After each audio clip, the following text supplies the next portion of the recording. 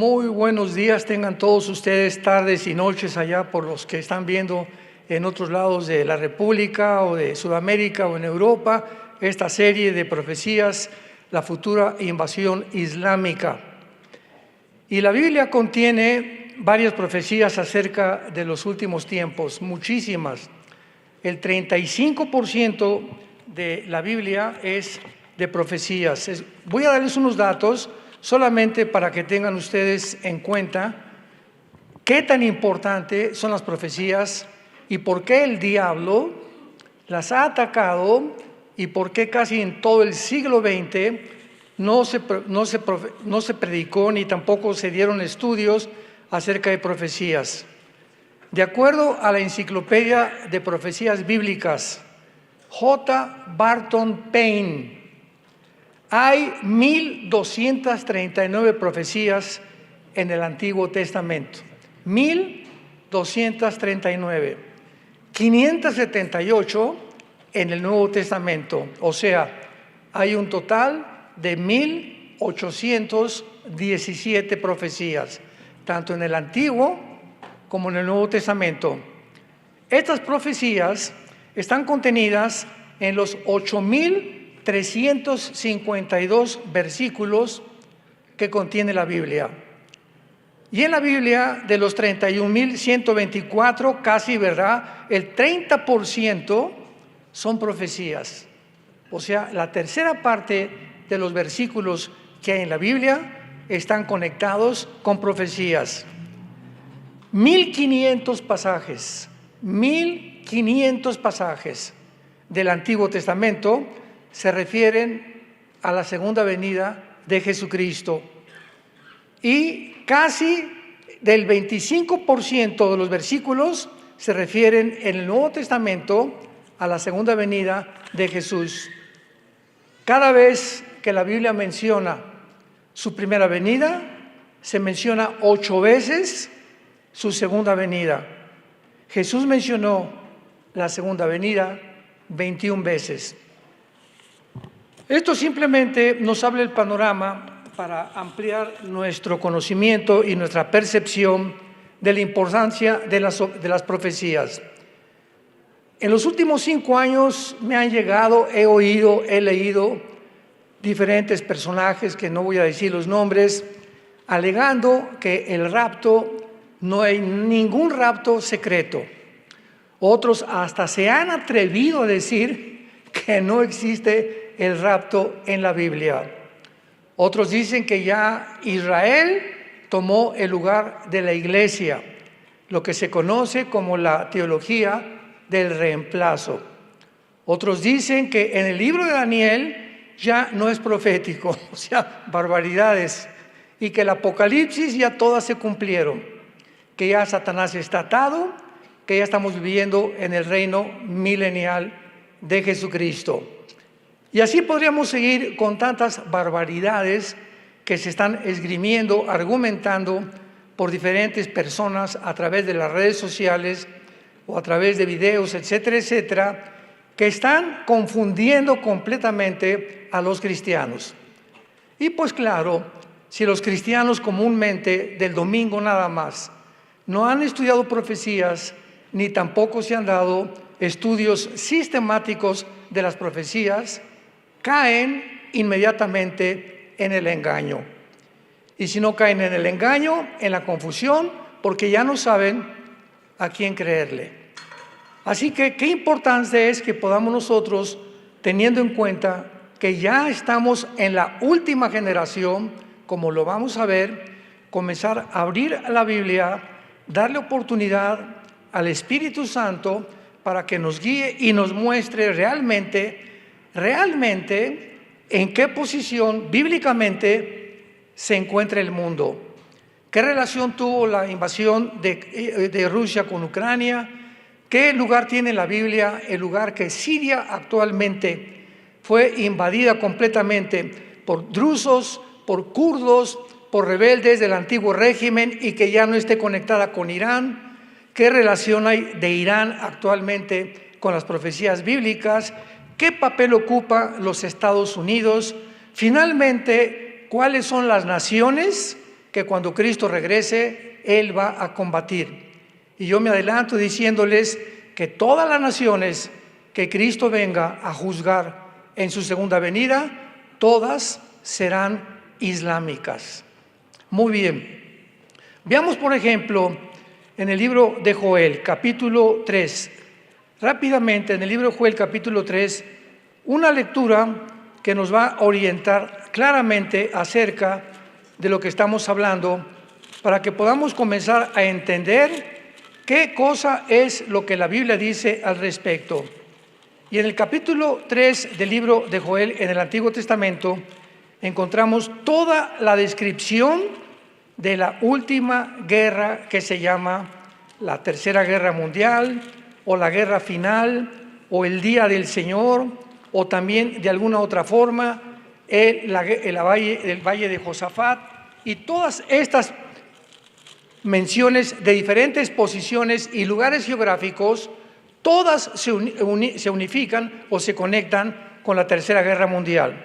Pero veamos rápidamente Joel capítulo 3, versículos del 1 al 2. ¿Por qué aquí que en aquellos días y en aquel tiempo en que haré volver la cautividad de Judá y Jerusalén? Si tú tienes tu Biblia, apunta junto al versículo 1, 14 de mayo de 1948. O sea, esta profecía dada hace casi más de 2500 años, nos está comenzando a decir que lo que a continuación sigue, o las palabras que Dios tiene para nosotros, se van a cumplir después de que Israel haya regresado en el 48 a su tierra. Vean la importancia tan grande y la espectacularidad y la expectación tan grande que el mundo tuvo en 1948, cuando Israel regresó a su tierra. ¿Por qué es tan importante que Israel haya regresado en el 48? ¿Y qué conexión tiene el regreso de Israel con todas las profecías bíblicas de los últimos tiempos? O sea que si Israel no hubiera regresado y no estaría todavía en su tierra ahorita, era imposible que surgiera el anticristo, imposible que se reconstruyera el tercer templo, imposible que se cumplieran todas las profecías de Joel, de Zacarías, de Isaías, de el Apocalipsis, etcétera, etcétera. Entonces, esta es la razón por la cual dice, he aquí en aquellos días, que lo vamos a leer a continuación, reuniré a todas las naciones y las haré descender al valle de Josafat. ¿Cuándo será este tiempo? Cuando Dios reúna a todas las naciones en el valle de Josafat, que es una terminología relacionada con la guerra final del mundo o con la batalla final del Armagedón. Y allí entraré en juicio con ellas a causa de mi pueblo y de Israel mi heredad, a quien ellas esparcieron entre las naciones y repartieron mi tierra. Santos de Dios, damas y caballeros, la razón de la última guerra o de la tercera guerra mundial o de la guerra final o de la batalla del Armagedón, la razón por la cual el mundo entero se reunirá será por causa de Jerusalén. La razón que hará explotar al mundo, y que si Jesucristo no viniera en ese momento para impedir que nos autoextinguiéramos en la final guerra, es precisamente porque Jerusalén se convertirá en la manzana principal de la discordia de las naciones del mundo. Y la razón por la cual Dios dice es porque repartieron su tierra.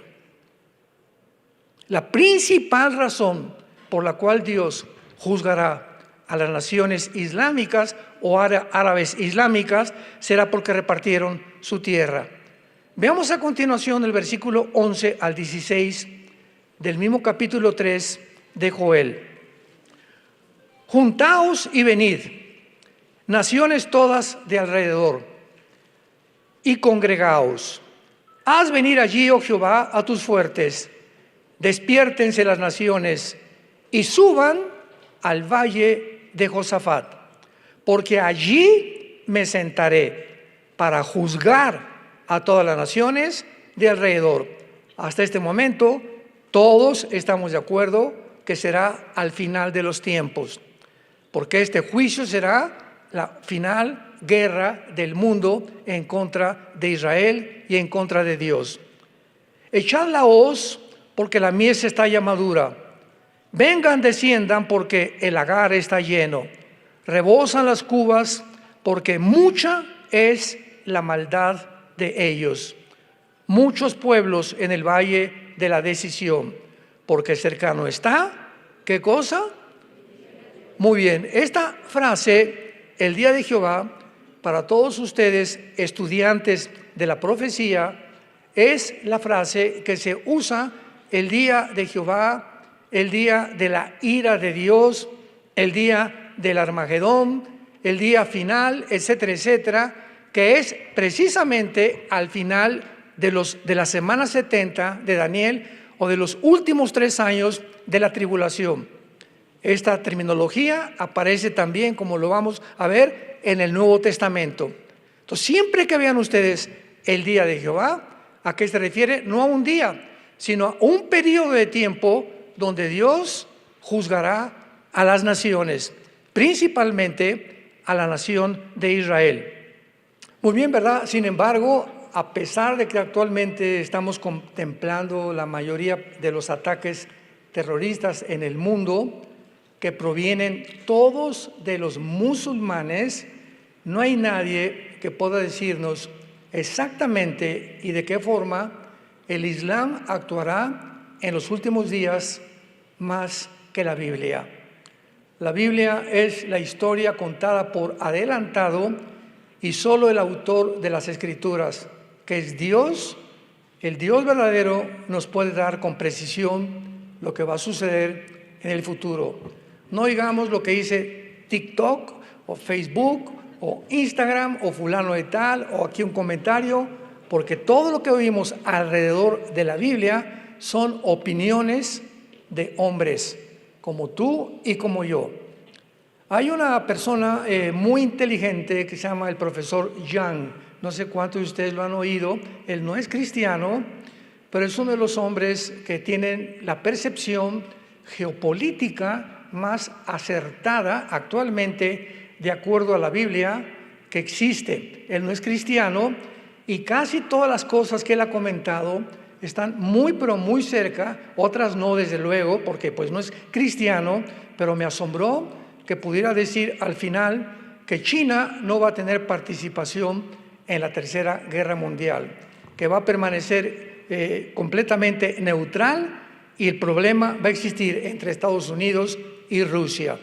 Entonces, esa percepción que él tiene y esa visión a través del estudio que él tiene, a través de algoritmos y de tiempos y de números, porque es una persona que estudió en Yale, en la Universidad de Yale, pues es muy interesante porque yo consulto bastantes personas que hablan, como también Carlos Raikaf, el argentino, que es buenísimo para lo que está pasando en el Medio Oriente, pero de ahí podemos nosotros tener la seguridad en la palabra de Dios. Por ejemplo, en Isaías 44, del 6 al 8, dice así Jehová, el Rey de Israel, su Redentor, Jehová de los ejércitos. Escuchen con atención lo que dice Dios. Es Dios hablando. Yo soy el primero y yo soy el postrero, y fuera de mí no hay Dios. Me detengo.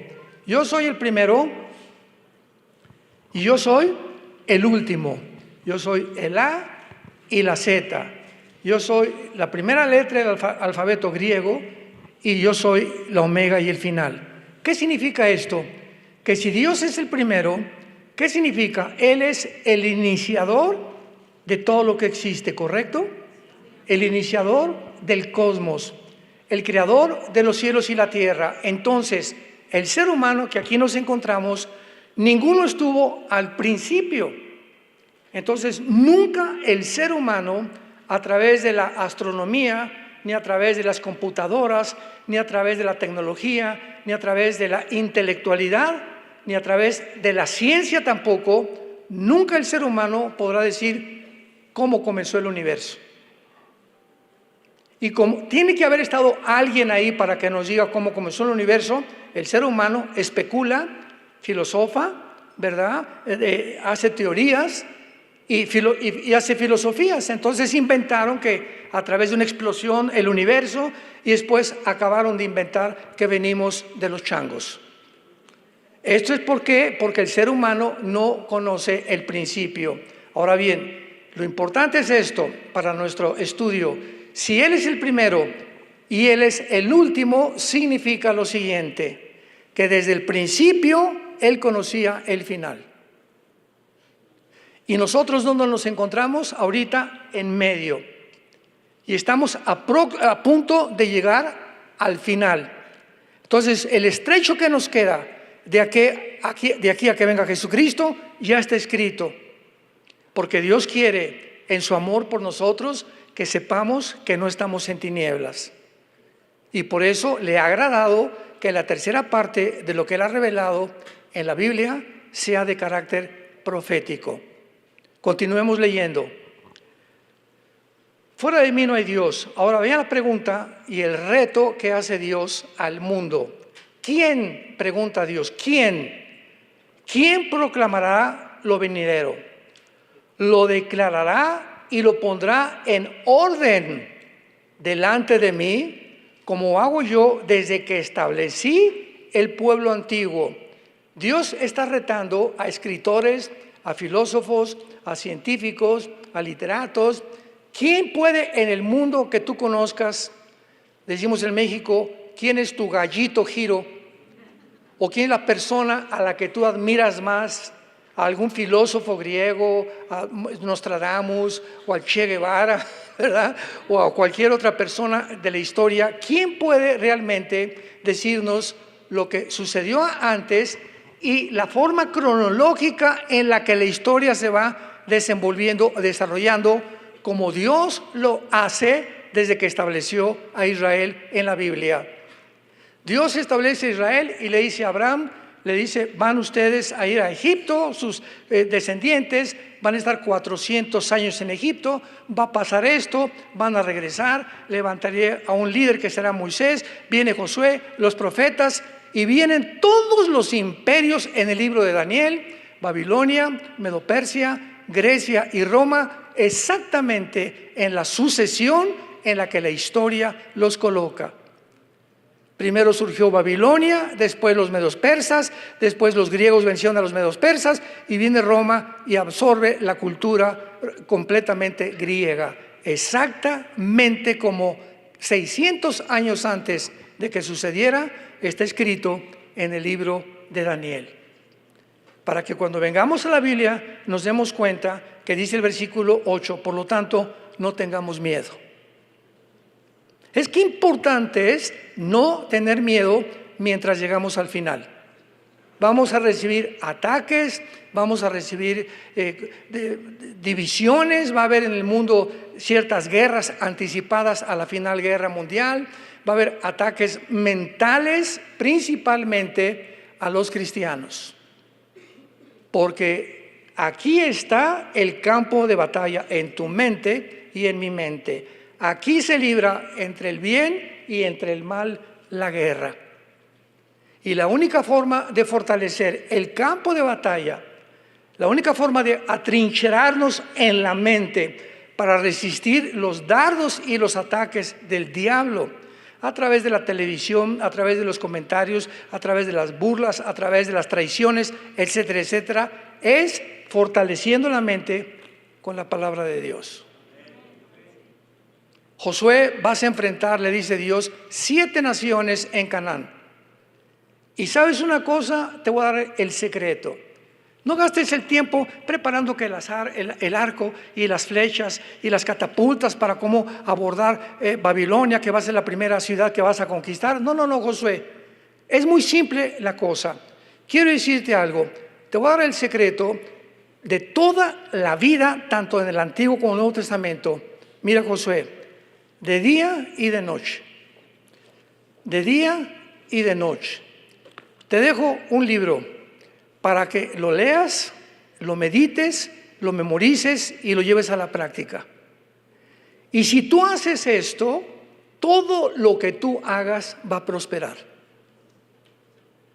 Nadie levante la mano, pero yo les pregunto a muchos de ustedes, ¿ustedes son cristianos? Sí, amén, amén, amén, aleluya, dicen muchos. Muy bien, ¿por qué no obedeces? ¿Cuántos de ustedes de día y de noche? Sean sinceros, es un tiempo de analizarnos, es un tiempo de volvernos a Dios, es un tiempo de veras de creer lo que dice la Biblia. ¿Cuántos de ustedes se levantan en la mañana con la palabra de Dios?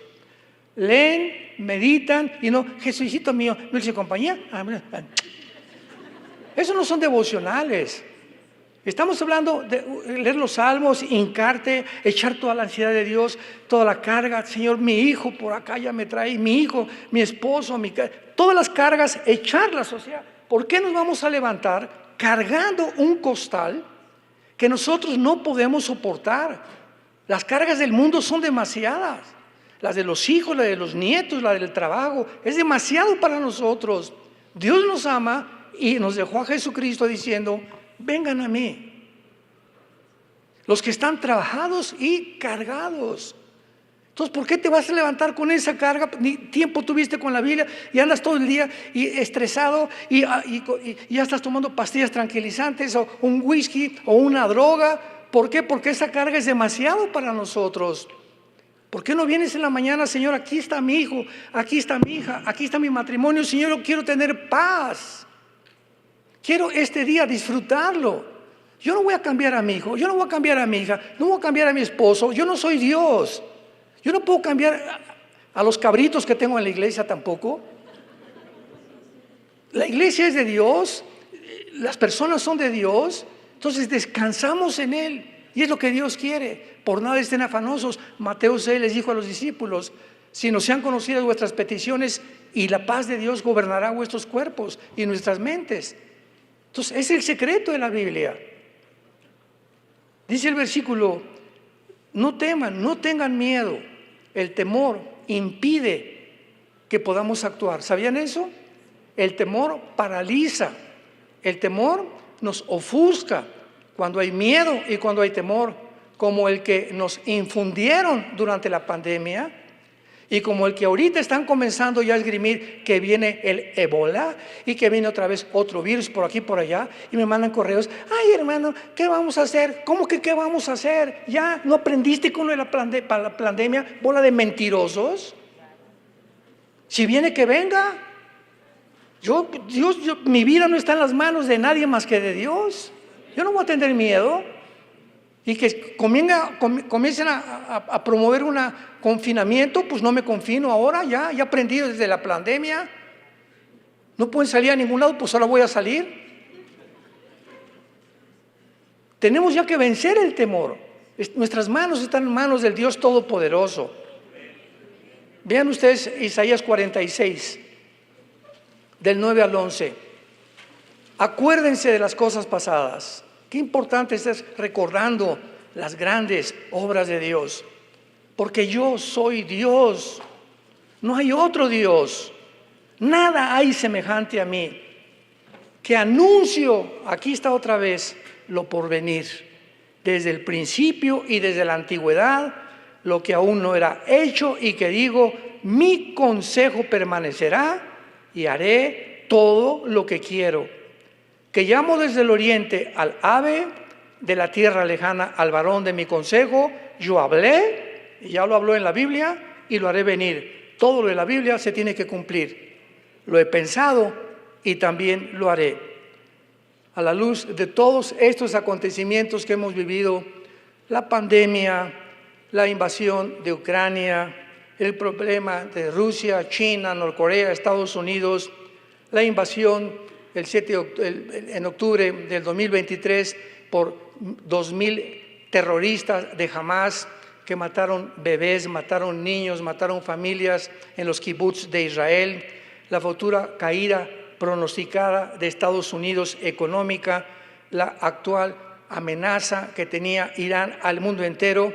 En medio de todo esto que ha sucedido en menos de 4 años, ¿qué importancia es ahora que los cristianos que estamos ya viendo la Biblia y estamos comprendiendo que hay muchísimas cosas del mundo geopolítico que están sucediendo, que Dios se adelantó? ¿Qué importancia es actualmente poner más atención a la Biblia? Volvernos a Dios, es el tiempo de volvernos a Dios. Es el tiempo que ya no juegues con Dios. Por el amor de Dios, ya no juegues con Dios.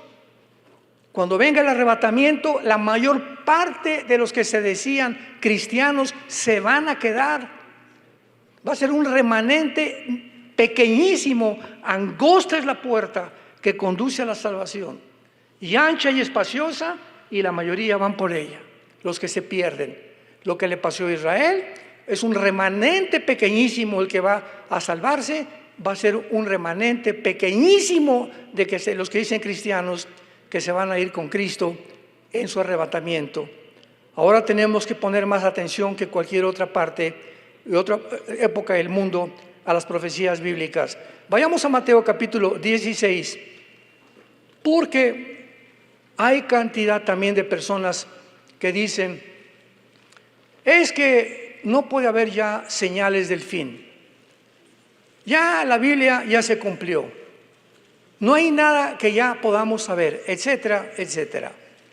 Veamos nosotros la exhortación tan fuerte que Jesús le hizo a los fariseos por no estar atentos a las señales de que Él iba a venir.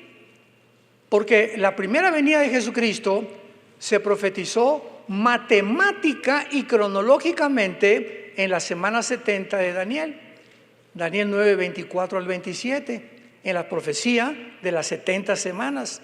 Se profetizó exactamente que después de 483 años, desde la orden de levantar Jerusalén hasta el Mesías, habría 483 años. Y después los 7 años que serán los de tribulación, que los vamos a abordar después, tal vez si nos da tiempo.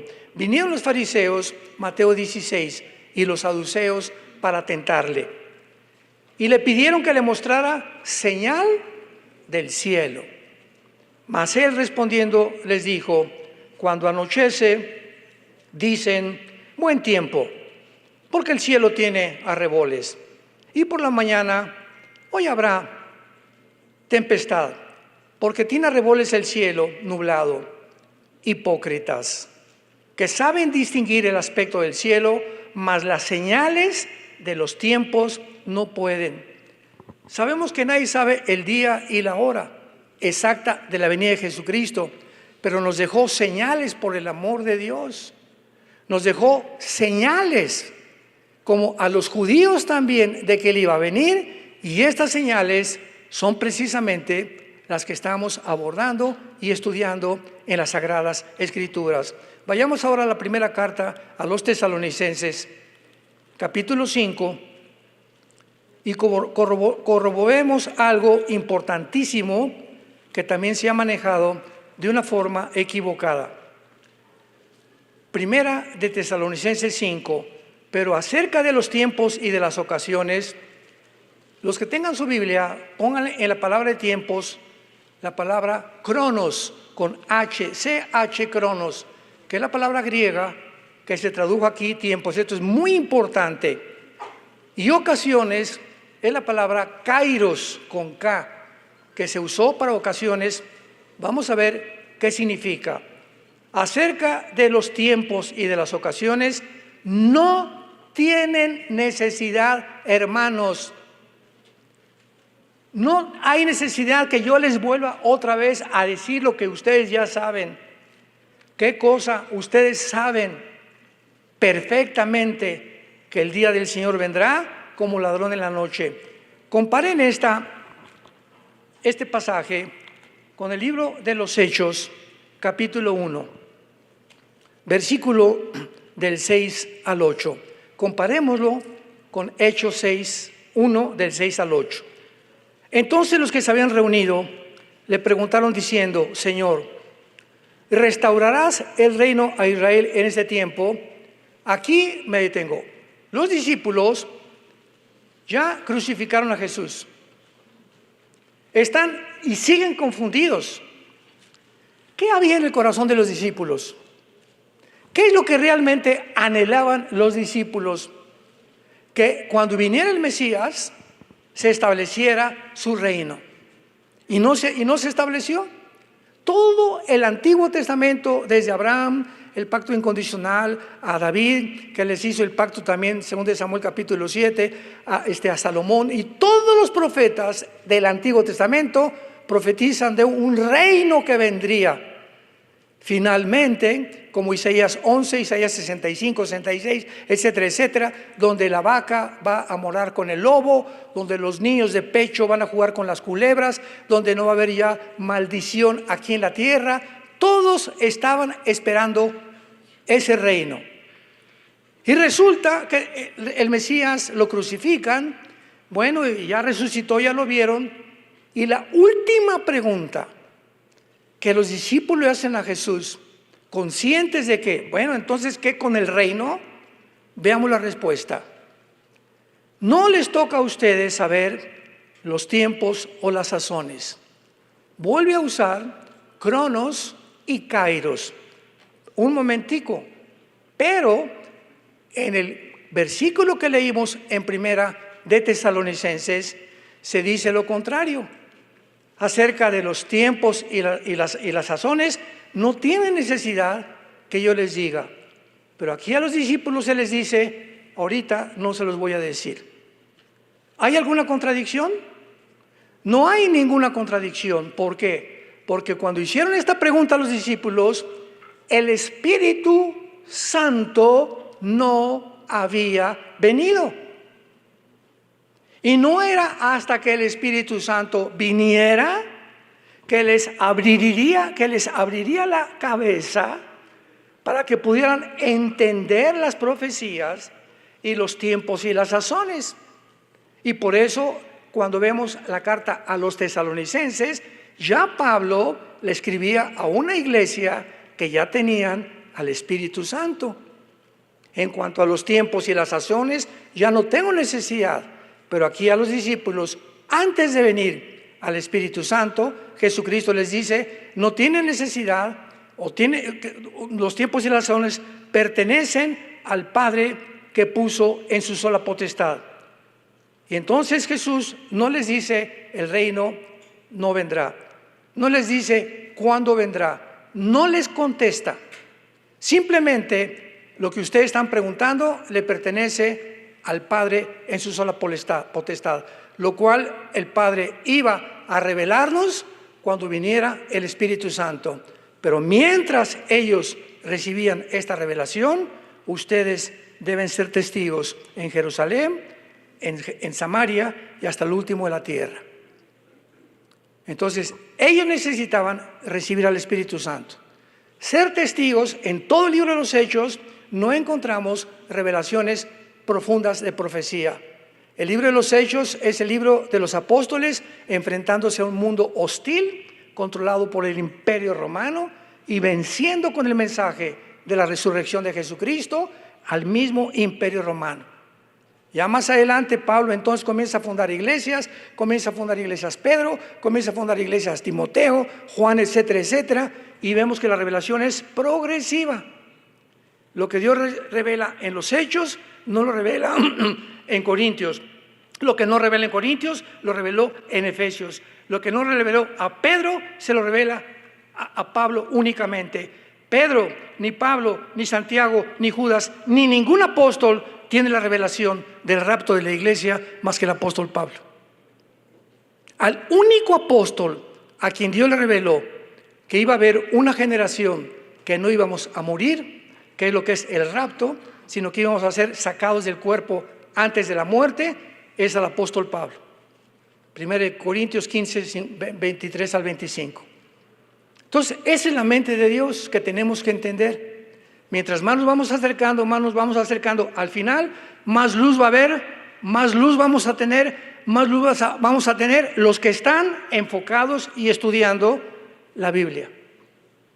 Mientras más nos acercamos al final y tú más lejos estás de la Biblia y más lejos de la Biblia, es la generación que antes que venga el Señor va a ser confundida, va a estar llena de temor y estresada, amargada. ¿Por qué? Porque no tuvieron el entendimiento de que separados de Él nada podemos hacer.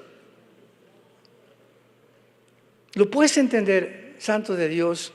Separados de Él nada podemos hacer. Somos seres humanos muy frágiles, demasiado débiles ante las tentaciones, confundidos pero fácilmente. Somos engañados, hasta los escogidos serán engañados, dice en Mateo 24. Ante estas cosas, acerquémonos, abracemos la cruz todos los días, caminemos con Jesús, porque soltamos la mano de Jesús, nos perdemos en el camino y somos fácilmente engañados. Dice un versículo: los que piensan que están firmes, miren que no caigan. ¿Por qué cayeron? Porque creyeron que estaban firmes. No, yo no necesito la Biblia. Ya voy el domingo, aleluya, gloria a Dios. El martes un estudio bíblico, la leo 3 o 4, creo que estoy firme. Y sin que me dé cuenta, como un barco comienza a desamarrarse del muelle y el viento se comienza a llevar al barco. Y cuando se da cuenta el capitán, las amarras se soltaron y ahora estamos en medio del océano, entre los vientos y las tormentas, acercándonos a los arrecifes. Mientras tú te des cuenta, ya te soltaste de Dios. Y en estos tiempos, qué fácil es soltarse de Dios. Ahora vamos a 2 de Tesalonicenses capítulo 2 y veamos la confusión de estos hermanos que ya en la primera carta les dijo: no tiene necesidad que les dé acerca de los tiempos especiales cronológicamente y especiales de Dios. Y en la segunda carta a los tesalonicenses, el apóstol Pablo, ya lo traían pero frito, ya estaba casi harto el apóstol. Vuelven a mandarle otra: ay, hermano, están diciendo que estamos en la tribulación y que ya viene el anticristo y que ya estamos a punto de ser freídos ya en el sartén.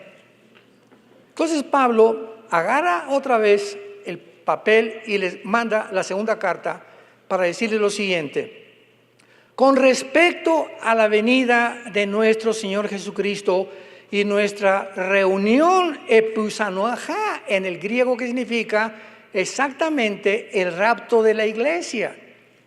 Con respecto al rapto de la iglesia, que ya se los dijo en la carta anterior, o sea, nuestra reunión con Él, no se dejen mover fácilmente de vuestro modo de pensar, ni se conturben por espíritu, ni por palabra, ni por carta, como si fuera nuestra. Aquí está el problema: en el sentido que el día del Señor está cerca. ¿Qué les estaban diciendo a estos cristianos? Que ya estaban en la tribulación. ¿Qué significa la frase el día del Señor? Ya la vimos en el Antiguo Testamento: el día de la ira, el día en que Dios viene a juzgar el mundo. Y a estos cristianos le estaban diciendo que ya se encontraban en el día de la ira.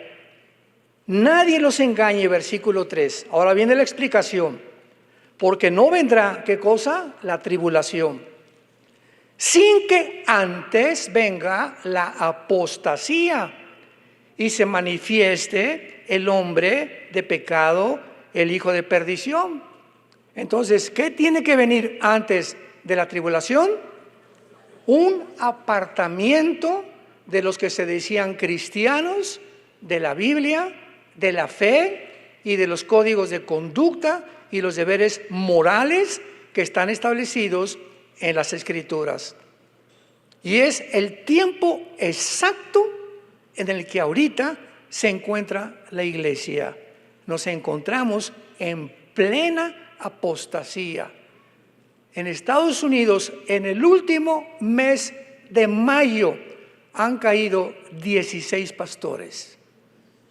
Unos por finanzas equivocadas, la mayoría por adulterio, y otros, ¿verdad?, simplemente no aguantaron la presión, se quemaron, como dicen, y abandonan para buscar mejor otro trabajo, porque nunca fueron llamados. Hay una apostasía impresionante. Ahorita personalidades que eran muy famosas en el mundo cristiano y predicadores que eran muy famosos están cayendo, pero así, ¿verdad? Uno tras otro, tras otro. Y está el mundo viendo realmente que esas personas hasta tal vez ni siquiera tenían la salvación. Y a continuación dice el apóstol Pablo, no vendrá sin cuál y se manifieste el hombre de pecado, el hijo de perdición. O sea, antes de la tribulación, ¿qué tiene que pasar? Que tiene que surgir el anticristo. ¿Ya surgió? Entonces no estamos en la tribulación. No nos encontramos en la semana 70 de Daniel, que son los 7 años de la tribulación y la gran tribulación. Muy bien. Ahora, este hombre de pecado, que es el anticristo, se opone y se levanta contra todo lo que se llama Dios o es objeto de culto, tanto que se sienta en el templo de Dios como Dios, haciéndose pasar por Dios. Alguien dijo de una forma completamente, una sandez, ¿verdad? Una barbaridad, que eso se refería al Papa de la Iglesia romana. Por el amor de Dios, ¿de cuál fumaste? ¿No se acuerdan que cuando yo estaba todavía con ustedes les decía esto? Pablo vuelve a decirles, ya se les olvidó todo lo que les he enseñado por el amor de Dios. Y así está la iglesia de Cristo actualmente. Oye, hermano, estamos en la tribulación, ya sonaron las trompetas, no sé ni qué contestar de veras. Siempre, ¿eres cristiano? Pues ¿sabes qué? Pues no te contesto. Y si no eres cristiano, mereces que te explique primero la salvación antes que conozcas el Apocalipsis. Y ahora saben lo que lo detiene. Ellos ya, los cristianos, sabían qué estaba deteniendo, qué cosa, el surgimiento del hombre de pecado, del anticristo. Ustedes saben lo que está impidiendo que el anticristo se manifieste. A su debido tiempo se manifestará. Pero antes ya está en acción, ya desde aquel tiempo, el misterio de la iniquidad. Solo que hay quien al presente lo detiene. O sea, hay algo, 2 veces lo detiene. Hay 2 cosas que están deteniendo que se desborde la maldad sobre el mundo como jamás se había desbordado. Entonces, cuando ya esto que detiene la manifestación del anticristo se quite, se manifestará aquel inicuo, a quien el Señor matará con el espíritu de su boca y destruirá con el resplandor de su venida. Inicuo, que es el anticristo, no es el Papa, cuyo advenimiento es por obra de Satanás, con gran poder y señales y prodigios mentirosos. ¿Qué cosa, qué poder puede detener la maldad en el mundo? Jesús dijo a los cristianos, ustedes son la sal de la tierra. Ustedes son la luz del mundo. Y la sal, ¿verdad?, impide que un pedazo de carne se descomponga. No va a quitarle completamente la putrefacción, impide que la putrefacción se continúe propagando. Es lo que hace la sal. ¿Quiénes somos nosotros? La iglesia. Nunca vamos a acabar con la prostitución, con el robo, con el adulterio, con las mentiras. Nosotros no estamos aquí en el mundo para acabar con la maldad. No tenemos ese poder. Pero mientras estamos en el mundo, con nuestro testimonio, en mi casa, en la iglesia, en la calle, con nuestro testimonio, estamos impidiendo que esta maldad se manifieste como podría manifestarse si no estuviera yo el día de Navidad con mi familia. ¿Qué quiero decirles? Un ejemplo, el día de Navidad, qué oportunidad tan grande de poder dar testimonio. Pues mi cuñado, ¿verdad? Tu cuñado, personas de nuestra familia se emborrachan, se ríen, comienzan a contar chistes malos. ¿Y qué pasa cuando de repente te paras tú y les dices, ¿me permiten su atención? Damas y caballeros, 3 minutos. Todos se voltean. Quiero comentarles la historia de amor más grande jamás contada. Fíjense ustedes que yo hace mucho tiempo, todos me conocen, ¿verdad? Paquito que me conoce, mamá, todos, ¿verdad? Era borracho, parrandero y jugador. Pero ¿sabe una cosa? Que conocí que Jesús vive. Es lo único que les tienes que decir. Y está cambiando mi vida. Y lo puedo hacer con ustedes. porque en la cruz pagó con su sangre por nuestros pecados. Algunos se van a reír, otros se van a burlar, pero escucha, este testimonio que tú estás dando servirá en el día del juicio contra ellos para condenación. Y para los que lo recibieron y quieren saber más, cuando acabe la reunión se van a acercar y te van a preguntar: cuéntame más de lo que tú conoces de Jesús. Y tú ya puedes dar testimonio. Este testimonio impedirá que muchos de tu familia se corrompan, que muchos de nuestros hijos se corrompan, avergonzados y completamente desanimados por ver que mi papá y mi mamá van a la iglesia, pero yo soy testigo, dice Pepito, que mi papá y mamá no se aman. He visto cómo mi papá, cuando salgo con él, ve a las mujeres de la calle. Se le van los ojos por el escote y las minifaldas. Lo estoy viendo, dice Juanito, y no le digo nada a mi papá, pero mi papá es un hipócrita. He visto en mi casa como mi mamá le grita y agarra sombrerazos a mi papá. Mi mamá no respeta a mi padre, y la Biblia dice que las mujeres respetan al varón. Los muchachos se desaniman y se alejan de la iglesia porque no encuentran un testimonio de alguien que les diga: Jesús es real, yo soy un ejemplo. Esto se llama la apostasía. Comienza a diluirse en tu vida espiritual la pasión por la verdad. Comienzas a perder completamente el control de tus pasiones, diluido porque no tienes cercanía con el Señor Jesucristo. ¿Quién es lo que está deteniendo al anticristo? Jesús dijo: ustedes son la luz. Nosotros somos la luz del mundo. Si tú no das testimonio, si no abrimos la Biblia, si no tenemos reuniones, desayunos, en estadios, en campañas, ¿cómo va a enterarse el mundo? Si no propagamos este mensaje, ya estás apagado. Ya una luz no se esconde debajo de la mesa. Y ahí están arrinconados muchos cristianos escondidos debajo de la mesa. ¿Quién está deteniendo ahorita todo? La iglesia, nosotros. Cuando la iglesia sea sacada del mundo en el arrebatamiento, el mundo se oscurece, se apaga la luz. Esto no significa que el Espíritu Santo va a dejar de trabajar. Va a venir el Espíritu Santo y va a levantar a 144,000 judíos y a 2 testigos para completar lo que la iglesia fracasó en hacer: evangelizar el mundo. Entonces, van a ser los judíos. Dios regresará con Israel para que los judíos evangelicen lo que el mundo no hizo a través de la iglesia. Qué vergüenza por la apostasía en que terminará la iglesia. Veamos ahora claramente que ante toda esta situación es lógico que hay una gran oposición contra las profecías, contra todo lo que estamos hablando. No, las profecías. Yo oí otra vez un señor que dijo: pues yo tengo 60, 70 años de cristiano y desde el siglo XX oigo que Jesús viene y falsos profetas y no ha venido, etcétera, etcétera. Son burladores. El hecho que hayas oído todo lo que está diciendo no significa que la Biblia sea mentira. Dice en 2 de Pedro, capítulo 3, versículo del 3 al 4, porque en los últimos tiempos vendrán esta clase de personas. El rapto no existe.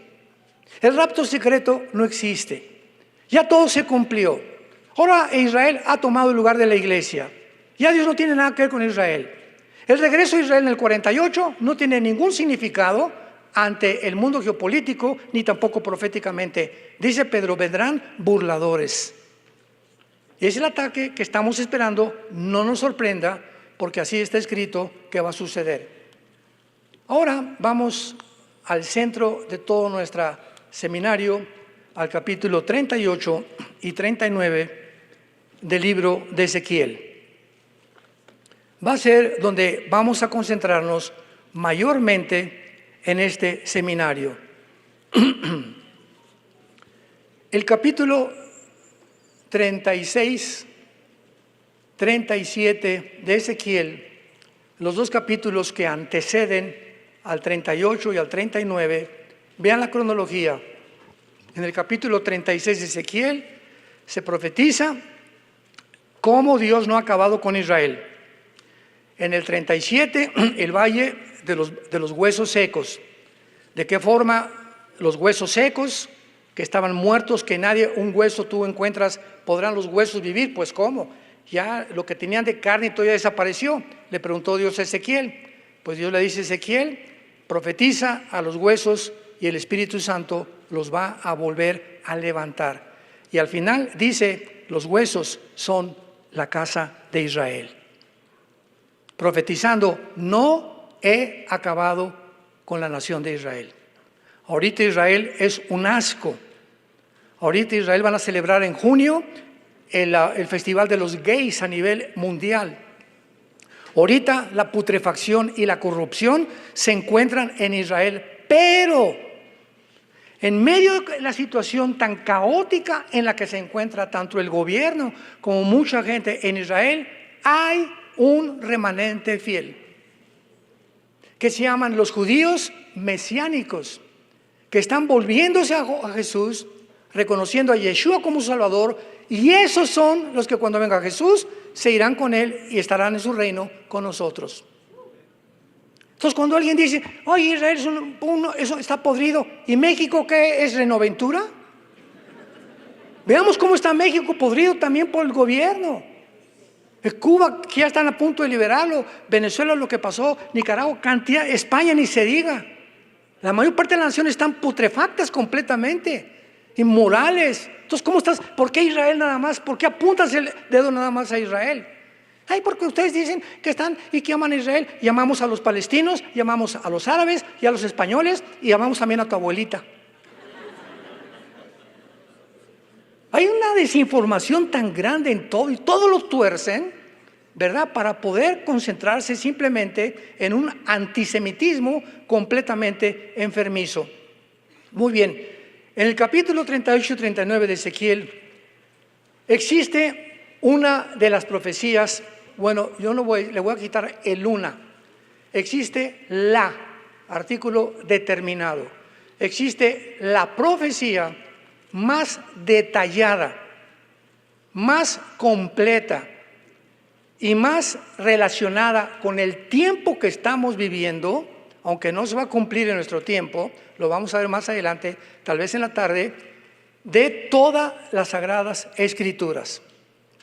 Esta profecía, por contener la información tan completa y tan detallada, que fue escrita hace 2700 años, el Espíritu Santo describe a las naciones que van a levantarse al final de la historia, las cuales vamos a ver ya ahorita, están ya ante los periódicos y ante nuestros ojos, y el 100% de estas naciones que se van a levantar al final en contra de Jesús, todas son islámicas.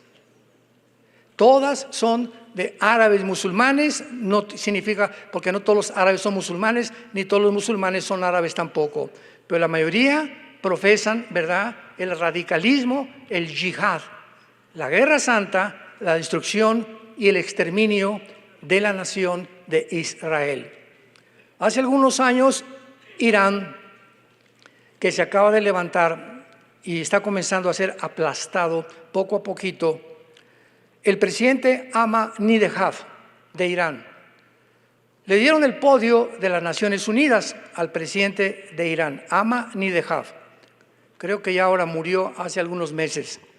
Y en el podio de las Naciones Unidas, escuchen, las Naciones Unidas es un foro, es una organización que se fundó en 1946-47, después de la Segunda Guerra Mundial, con el propósito de que ya no haya guerras. Que ya no se peleen, es como un papá en las Naciones Unidas, mira mi hijito, ya no te pelees con Juanito, pídele perdón, ¿no?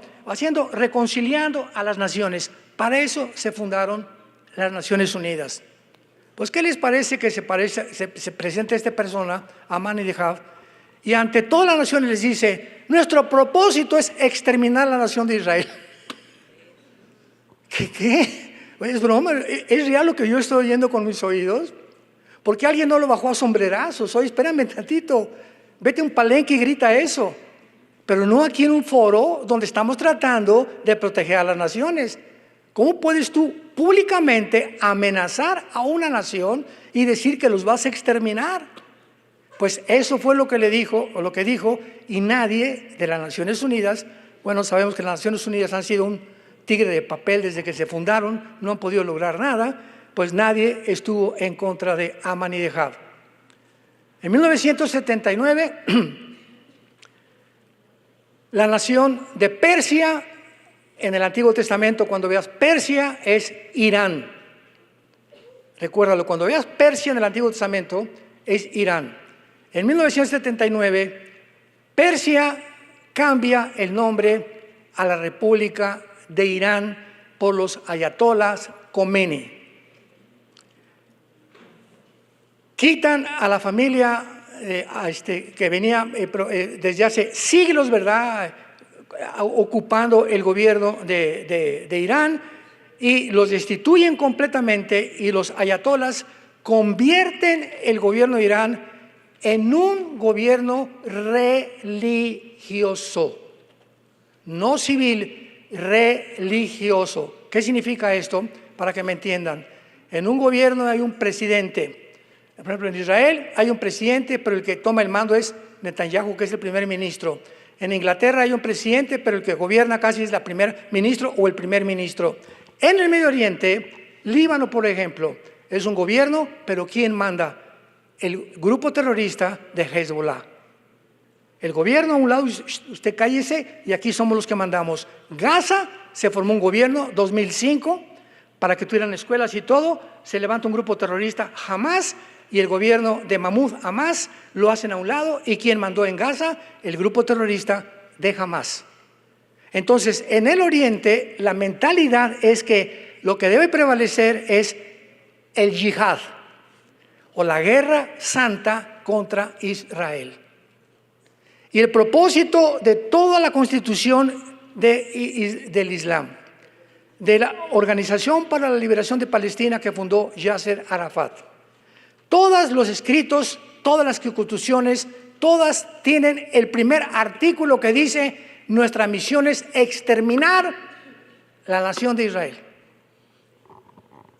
¿Se imaginan ustedes que se levante, por ejemplo, el presidente de El Salvador o de Nicaragua y que diga: tenemos el propósito de exterminar México?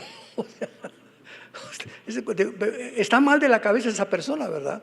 ¿Qué haríamos? ¿Cuál sería la reacción del gobierno de México? Vamos a prepararnos, porque este está loco, y acusarlo con las Naciones Unidas, y las Naciones Unidas contestan: amén, amén. O sea, entonces, ¿ustedes también están de acuerdo con que nos exterminen? Amén, ya te dije.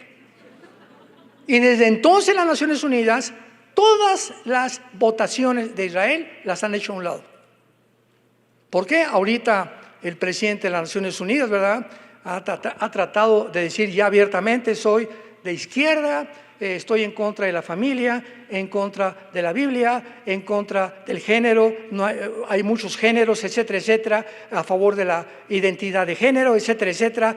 Todos ellos tienen el mismo parámetro para que una sociedad se corrompa. Así que estamos en un mundo bastante complicado. Entonces, cuando venimos a Ezequiel 38 y 39, encontramos verdaderamente de qué forma el Medio Oriente va a acrecentar este odio en contra de Israel hasta que venga Jesucristo. El centro donde va a ser la final guerra mundial será en el Medio Oriente. El lugar geográfico de más conflicto en el mundo actualmente no es México, ni Veracruz, ni Guatemala, ni Estados Unidos, ni Canadá, es el Medio Oriente. Qué coincidencia que aquí en este libro que tengamos el centro desde el Génesis hasta el Apocalipsis, toda la historia se desarrolla en el Medio Oriente. El jardín del Edén comenzó en el jardín del Oriente y el mundo terminará en el Medio Oriente. Es el centro, y Jerusalén será la manzana final de la discordia, tal como actualmente se está llevando a cabo en los medios de comunicación en el mundo entero. Vamos a dejar esto pendiente y vamos a continuar dentro de una hora más o menos con la segunda parte, y vamos a entrar a estudiar esta maravillosa profecía que les va a traer a muchos de ustedes muchísima luz. Pero yo te pido, antes de terminar esta primera serie, que te arrepientas de tu vida. Si eres cristiano, arrepiéntete de la vida tan tibia que tú has llevado. Dios te está hablando. Y estoy seguro que a muchos de ustedes Dios les está hablando por última vez. Hay muchos de ustedes que se encuentran ya a la orilla del precipicio sin que tú te des cuenta. Que se encuentran que si tú continúas saliendo por esa puerta hoy en la noche cuando terminemos y continúas con la forma como tú estás viviendo, Dios te va a empujar para que toques fondo.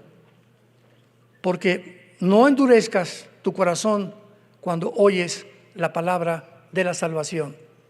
Es ahorita, en este momento, cuando Dios ha preparado tu corazón para que regreses, abraces la cruz y vivas esa vida que Dios está esperando que tú vivas de testimonio de que Jesús ha cambiado tu corazón. Oremos. Te damos gracias, Dios creador de los cielos y de la tierra, Padre de nuestro Señor Jesucristo, que nos hayas hecho nacer de nuevo para una esperanza viva por medio de la resurrección de Jesucristo de entre los muertos.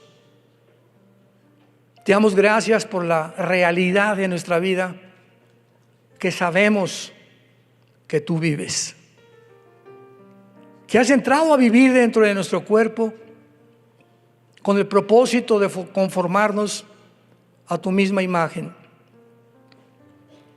para que nos parezcamos lo más que podamos a Jesús, aunque nunca lo haremos el 100%, pero estamos caminando y tratando, por lo menos, de seguir sus pasos. Gracias, Jesús, por tan grande amor en la cruz. Gracias por darnos la vida eterna y el perdón de nuestros pecados. Y en esta mañana, ahí desde tu lugar, dile al Señor: perdóname, Señor, por la vida tan tibia que he vivido para ti. Ya no quiero seguir así. Quiero tomarte en serio como eres un Dios santo, que aborreces el pecado. Y por causa del pecado, tu Hijo tuvo, no había otra forma que pagar por mis pecados. Te recibo como mi Señor y mi Salvador, y gracias por resucitar a los 3 días y darme la vida eterna. En el nombre de Jesús. Amén.